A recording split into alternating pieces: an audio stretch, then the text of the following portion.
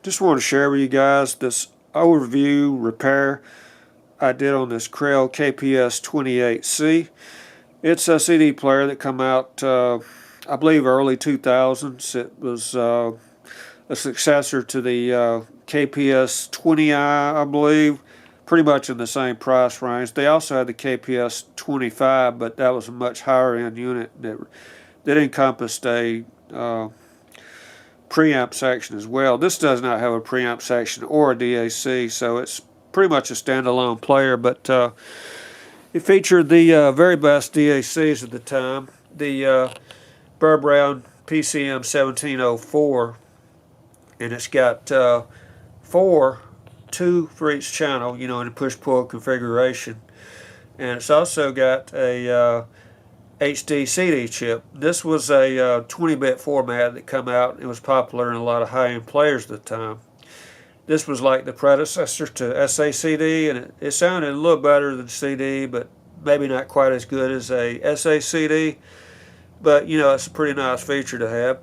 And matter of fact, a lot of the CDs you have got possibly have that same feature. Maybe not many of them, but like I noticed that probably about 10% of the CDs I had also had the HDCD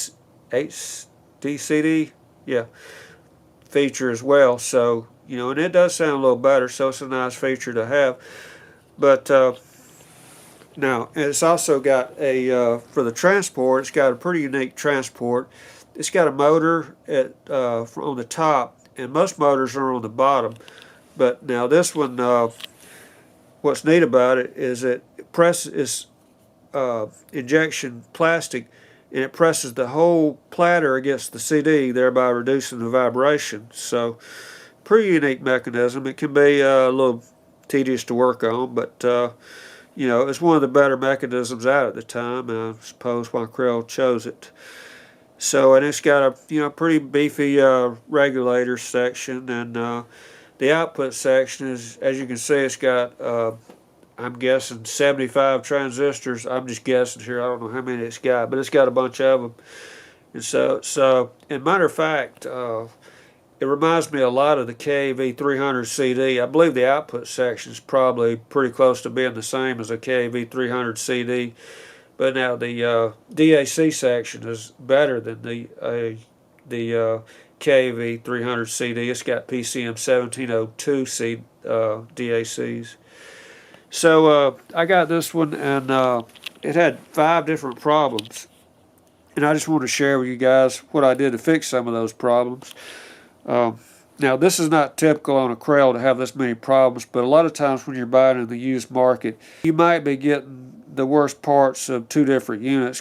So I just want to make that clear that Krell, typically you would not have this many problems in a Krell. Generally, you probably just have bad caps, and you might have a bad laser or something like that. I mean, that's typical problems you would have. So just didn't want you guys to think that they have that many problems. This is not typical. So okay, so on the CD mechanism, the drawer was just stuck. It wouldn't budge. So that was just basically the previous tech or person who had this had misaligned the gears severely. And so I got the gears aligned, and it would eject, but it was very slow. It wouldn't go all the way out. You'd kind of have to help it. And that was basically just due to a slipping belt. So I replaced the belt, took care of that problem. And the next problem it had is the disc wouldn't turn. So that was due to the this platter here had slid down just a little bit over time, and it was pressing down too hard on the CD. And if you want to check one of these for that problem, it's not going to spin very freely. It's going to have, you can do it like this, and it's going to have resistance on it. You should be able to just spin freely like that. So to fix that, I just had to take it apart and just push it back a little bit, just push it back. You could use a screwdriver to push it out, then you just kind of push it in with your hand and just kind of go with it till you get it correct. You may have to realign the CD if you don't get it, the perfect height, but that pretty much took care of that problem. So it was playing CDs now, but it was the output was very noisy. And the reason the output was noisy was because the 18-volt line, it's got a positive and negative 18-volt line, and the negative 18-volt line was only measuring about 2 volts. And that ended up being due to, I traced it back to the power supply. It ended up being, it was pretty difficult to find actually, and it ended up being this cap here, but why it was kind of difficult to find, one, I didn't have a schematic, but another reason was, it's got multi-layers in the board, and it's, a little bit difficult to trace, but I measured the caps, and all the caps, for something this old, you're going to have caps that are measuring slightly low or slightly not as good at ESR as they should, but, none of that was measuring bad enough to cause this problem. But what was happening was this cap right here was shorting under a load. And under a load means, when it's powered up, and or partially shorting, shorting enough to cause the problem on the negative supply. So replacing that cap fixed it. Matter of fact, I ended up replacing all the caps just about in the whole unit. I replaced the caps in the DAC section, the output section, power supply, and the digital output section. Which brings me to my next problem. The digital output section wouldn't work either. Either the coax or the optical, neither one of those would work. And that problem ended up being this IC right here. And, that's pretty much does most of the, heavy lifting for that part of the circuit. So that fixed that. And now, if only one of those had not worked, say if the coax had worked but the optical didn't, then you'd probably had a bad optical sensor. So, which is more common than you might think, but that wasn't the case here. That pretty much fixed both of these. But now the output section, when I replaced the caps, these are obviously not the stock caps. The stock caps were in here were Nichicon VRs. I put fine gold caps in here, and they just happened to be about 3 to 4 times the size, so they wouldn't fit in here. They wouldn't stand.